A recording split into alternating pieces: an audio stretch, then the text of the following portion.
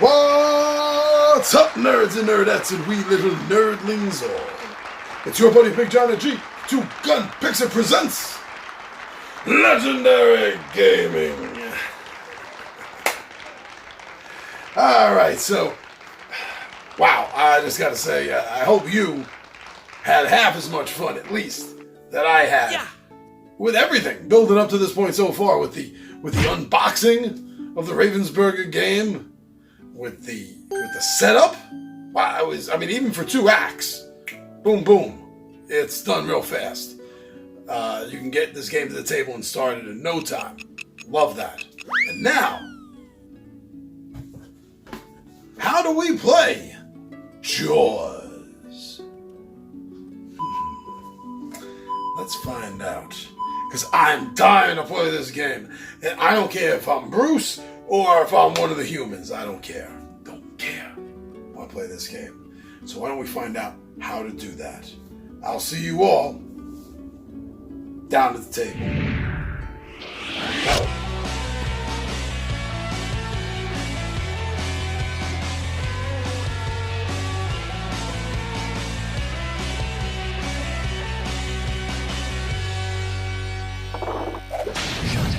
And sit down. Jaws, the board game, by Ravensburger. Alright, I think we already got this game set up, so let's take a look.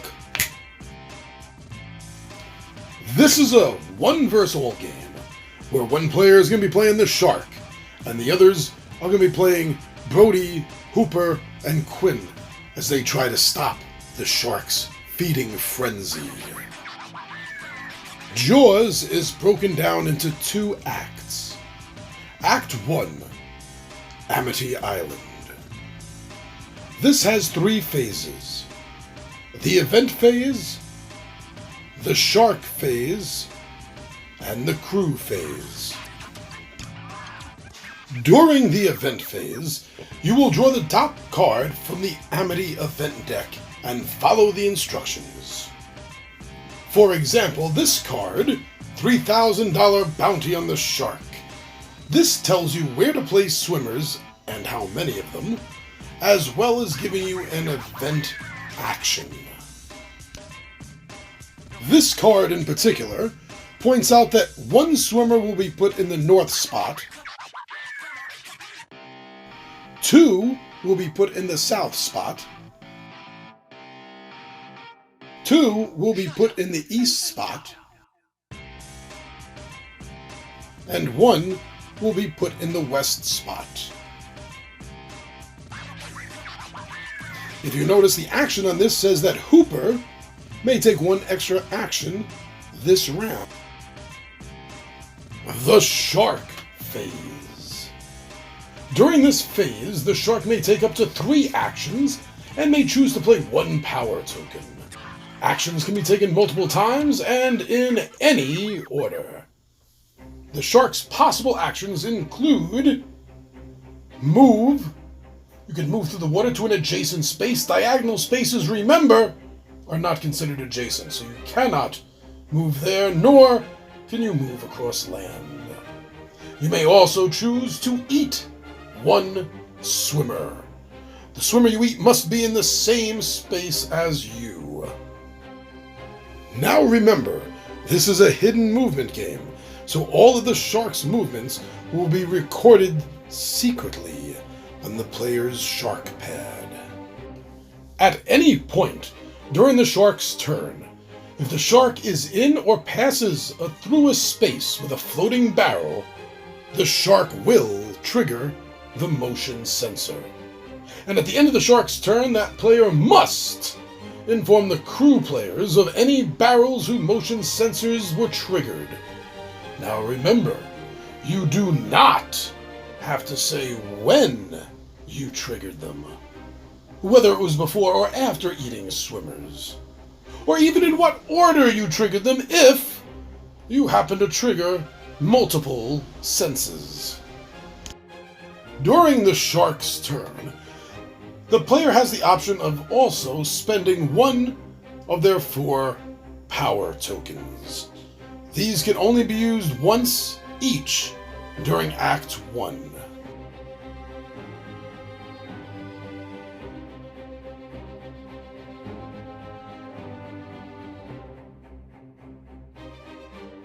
Phase 3. The Crew Phase. During this phase, each crew member may take anywhere up to 4 actions. The crew may take their turns in any order, but once a crew member starts their turn, they must finish it before the next crew member takes theirs. Each crew member has a different set of actions that they may choose from, along with several common, such as moving, rescuing a swimmer, and picking up barrels. Chief Brody can move around Amity Island to rescue swimmers, deliver barrels to the docks,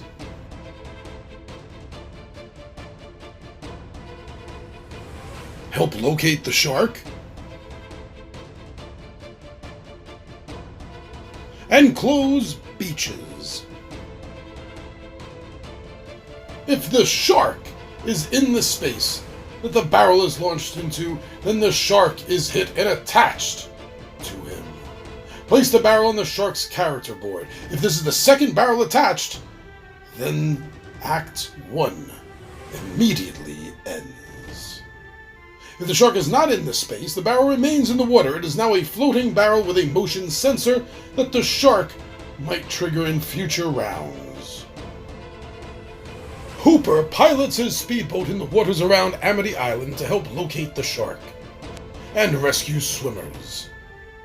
Hooper is allowed the 1 move per action as everyone else, as well as the rescue 1 swimmer, and he is also able to pick up barrels. Now, Hooper also has 2 unique abilities. Give barrels to Quint. If he is in the same space as Quint, give him all the barrels you have on your boat. Place the barrels next to Quint's character board to indicate that they are now on the Orca. He is also able to use his fish finder once per round. He may place the fish finder token in the water in the space he is currently occupying. The shark must announce where they are in relation to the fish finder. If the shark is in the same space, they must tell you that simply they are in the same space. If the shark is in an adjacent space that is connected by water, they must tell you that they are nearby. And remember, diagonal spaces are not considered adjacent. If the shark is neither in the same space nor an adjacent space, they must tell you that they are not there or nearby. After all 3 crew members have taken their turn, the round is over. If the shark played a power token that round, the token will be returned face down to the box, with no one knowing which ability it was. Begin a new phase, starting with the event phase.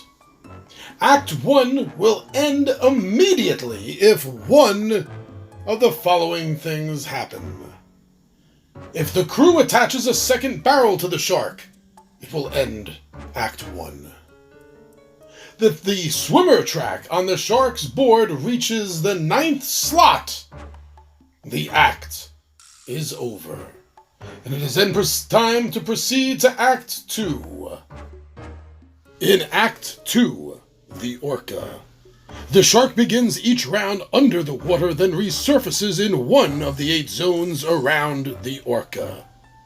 The crew must predict where the shark will resurface, hoping to attack it.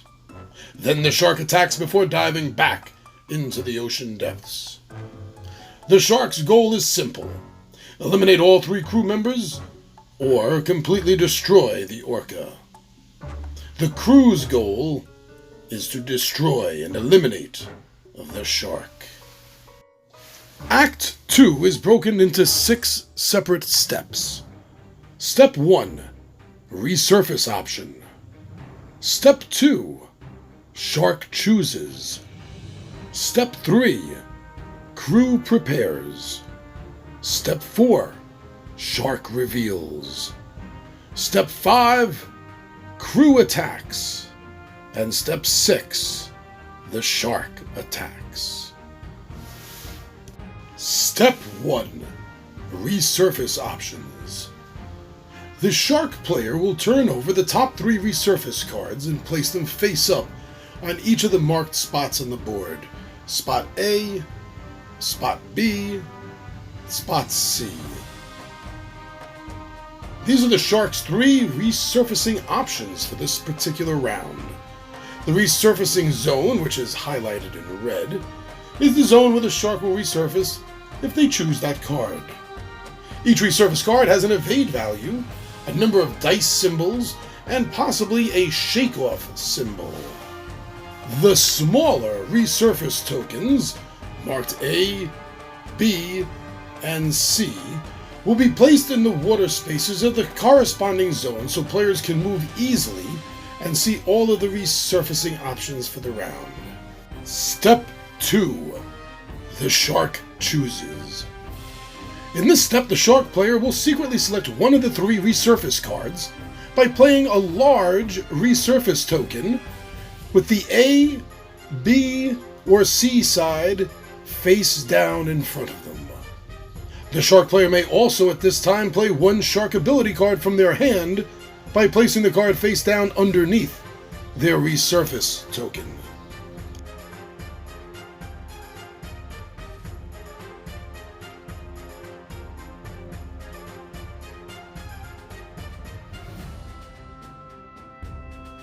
Step 3.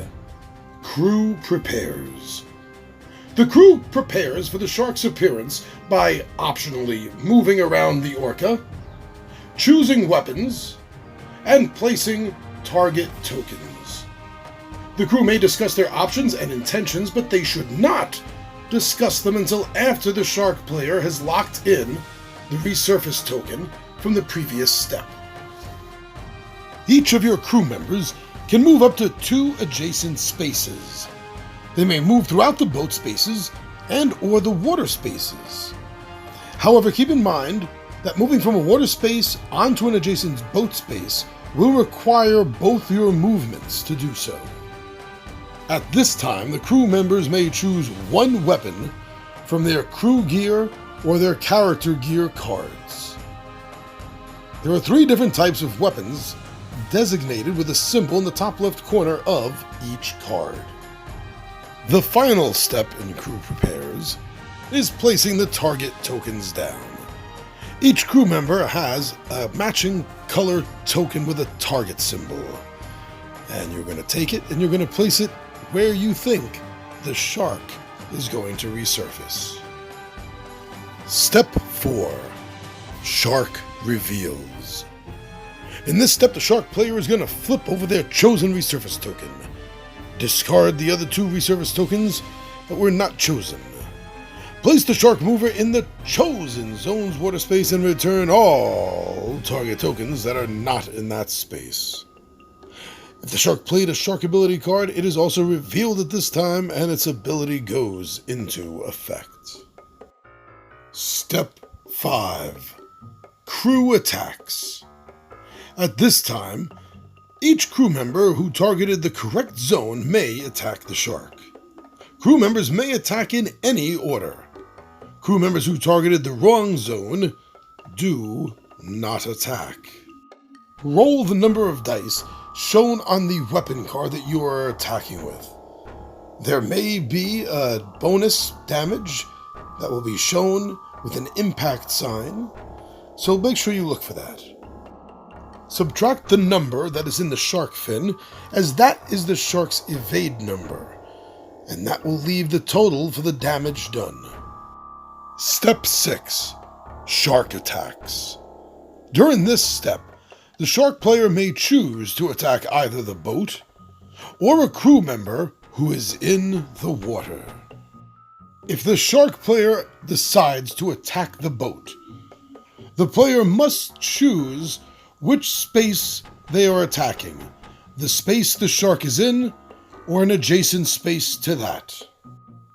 Roll the number of dice shown on the resurface card, and the total is the amount of damage done to the orca. The smaller number on the orca tile shows the amount of damage needed to damage that section of the boat and flipping over the tile.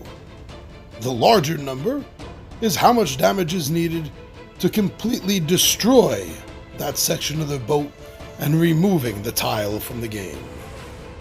If the shark player decides to attack a crew member who is in the water, the shark must be in the same area or an adjacent area in the water to attack that crew member.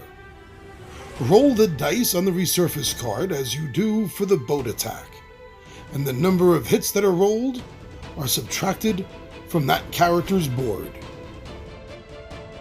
During this step, don't forget to add the effect of the shark ability card that you had played earlier during your turn. At the end of the shark attack step, the shark gets one extra bonus attack before diving back under the water again. The shark player will roll one die, and every player in the same area as the shark or an adjacent space will take that much listed damage.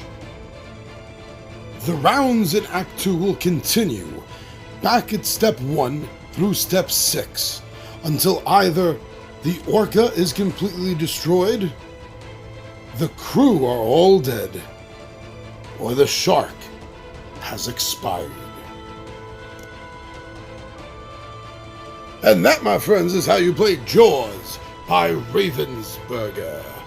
The game looks like it plays really fast, really quick. Can't wait to get a chance to try it myself. Hopefully the 20-Sided Warriors will be by soon, or maybe even this weekend if I'm lucky, and we can give this a try, and we will even film this so you can all see how much fun we have and how easy it is to play this game. Thank you very much, everyone, for going over to Facebook, Instagram, and Twitter, and checking out Two Gun Pixie over there. That is very cool. Thank you so much. I also want to give a great big shout out to everyone that's been going over the Two Gun Pixie Zazzle store and checking out some of the print-on-demand stuff that we have over there. All nice, funny, quirky, nerd-inspired silliness, along with some board game and RPG-inspired wackiness. Thank you for going over and checking that out. But most of all, I want to give everyone a great big shout out that's been coming over here to our home on YouTube. You watch our shows, you subscribe to our channel, you comment, you like, and when we get really lucky, you'll share our videos and let other people know that you think that we are worth their time. Thank you very much, everyone. I'm your buddy Big Johnny G for Two Gun Pixie Presents Legendary Gaming. And my friends, I am out of here.